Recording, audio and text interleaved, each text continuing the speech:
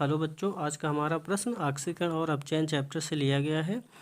यहाँ पर एक इक्वेशन दी गई है, आपको इस इक्वेशन को बैलेंस करना है। ठीक है, वो भी बेसिक मीडियम में। इक्वेशन है P plus OH minus ion equal to PS3 plus H2PO2 minus ion. ठीक है, अब सबसे पहले हम लोग क्या करेंगे, इस इक्वेशन के दो अर्ध समीकरण बना लेंगे। और यहाँ पर अगर देखा जाए ना, तो ये एक आपकी असमानुपातन अपक्रिया है, यानी कि डिसप्रोपोर्शनेशन अपक्रिया।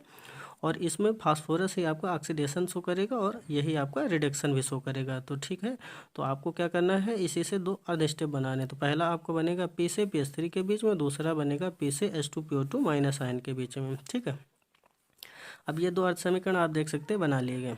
अब यहाँ पर ऑक्सीडेशन नंबर की बात करें तो यहाँ पर P की ऑक्सीडेशन नंबर 0 और PS3 में P की ऑक्सीकरण संख्या आएगी आपकी 3। ठीक है, ऑक्सीकरण संख्या में कमी हो रही है, इसलिए ये आपका अर्ध अवक्रिया जो है ये अब चेंज हो करेगी। ठीक है, दूसरा अर्ध अगर स्टेप देखा जाए अवक्रिया का, तो इसमें देखो इधर ऑक्सीकरण संख्या 0 और इधर H2PO2 माइनस आयन में फास्फोरस की ऑक्सीकरण संख्या +1। तो 0 से +1 अर्थात ऑक्सीकरण संख्या में वृद्धि हो रही है, तो यहाँ पर ऑक्सीकरण लिख दिया गया। अब इसके बाद में दोनों अर्ध समीकरणों को बैलेंस करेंगे। तो पहला अर्ध समीकरण ये वाला बैलेंस किया गया P से PS3 के बीच में। देखो P से PS3, अब इधर देखो कितने हाइड्रोजन थे आपके 3।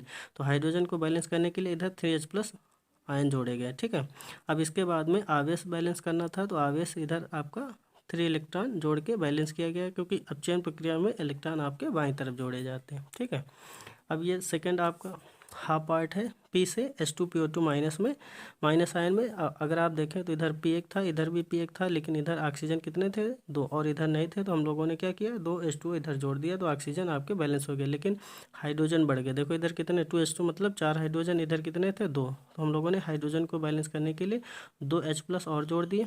अब आवेश की बात करते हैं, इधर माइनस का 1 आवेश, प्लस का 2 आवेश। ठीक है, यानी बचा कितना, प्लस का 1 आवेश। तो ऑक्सीकरण प्रक्रिया होने की वजह से इलेक्ट्रॉन यहाँ पर एक एक्स्ट्रा जोड़ दिया गया, जिससे कि आवेश भी बराबर हो जाए। ये समीकरण 3 हो जाएगा, ये समीकरण 4। अब आवेश को बैलेंस करने के लिए समीकरण 4 को 3 से गुणा कर दिया गया और समीकरण 3 को 1 से गुणा कर दिया गया और इसके बाद में लिख दिया गया। ठीक है, तो समीकरण 3 में 1 से गुणा किया गया, ठीक वैसे ही लिख दी जाएगी। समीकरण 4 में 3 से गुणा किया गया, तो यहाँ 3P प्लस यहाँ पर 3 दूना 6H2 equal to 3H2PO2 minus ion plus 3 दूना 6H plus ion plus 3 electron. अब इसके बाद में आवेश बराबर हो गया, वो कैंसिल हो गया, 3 इलेक्ट्रॉन ये कट गया। अब 3H प्लस यहाँ से और ये 6H प्लस के अंदर से 3H प्लस और कट कर दिया गया और इसके बाद में जोड़ के लिख दिया गया। तो ये 4P plus 6H2 equal to PS3 plus 3H2PO2 minus ion plus 3H plus ion, ये आपको मिलेगी अगले स्टेप में इक्वेशन। अब इक्वेशन को बेसिक मीडियम में बैलेंस करना था, तो इसलिए हम लोगों ने 3OH माइनस आयन इधर और जोड़ दिया और 3OH माइनस आयन इधर और जोड़ दिया। सिंपल है। अगर आपको अपक्रिया को बेसिक मीडियम में संतुलित करना है, तो यहाँ वाले स्टेप में जितने H प्लस हों, चाहे इधर हो चाहे इधर, मतलब चाहे दाहिनी तरफ हो चाहे बाईं तरफ हो, उतने OH माइनस आपको दोनों साइड में जोड़ने हैं। देखो इधर 3OH माइनस जुड़ा और इधर भी 3OH माइनस आयन जोड़ा गया। और इसके बाद में अगले स्टेप में क्या किया गया, 4P plus 6H2 plus 3OH minus equal to PS3 plus 3H2PO2 minus ion, और ये 3H प्लस आयन और 3OH माइनस आयन को जोड़ के लिखा गया, तो 3H2 हो गया।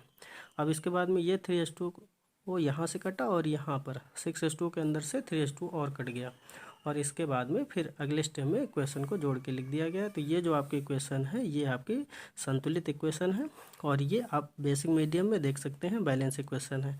अब इसमें जितने परमाणु इधर हैं उतने ही परमाणु इधर हैं, चाहे जिसके हों, और जितना आवेश इधर है उतना ही आवेश इधर भी है। तो ये आपकी एक तरीके से देखा जाए तो संतुलित अपक्रिया हो गई और बेसिक मीडियम में संतुलित की गई है। मोस्ट इंपॉर्टेंट अपक्रिया है, क्योंकि इस तरीके की अपक्रिया अक्सर पूछी जाती हैं, क्योंकि थोड़ा सा एक्सेप्शनल केस में समझ में आती हैं। और उसका कारण ये है कि देखो यहाँ पर P से ही आपका PS3 और P से ही H2PO2 माइनस आयन के बीच में कॉम्बिनेशन हुआ। कहने का मतलब है असमानुपातन अपक्रिया है, इसलिए थोड़ा सा ये अलग हो जाती है और इम्पॉर्टेंट है। तो आपको इसका एक बार रिविज़न कर लेना है। और आज की वीडियो में बस इतना है बच्चों। वीडियो को लाइक करें, चैनल को सब्सक्राइब करें। Thank you.